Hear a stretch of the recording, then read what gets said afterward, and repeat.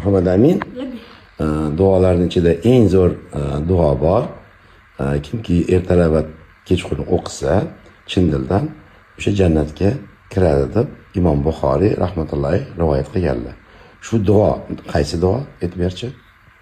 Allohumma anta robbi la ilaha illa ant.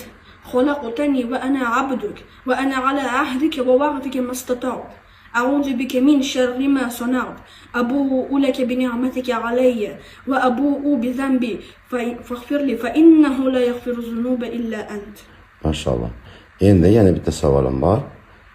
Qiyomat kunida Muhammad sallallohu alayhi vasallam shu duoni o'qigan odamni qo'lidan yetaklab jannatga olib kiradigan duolari Imom Termiziy va Abu Dovuddan kelgan rivoyat.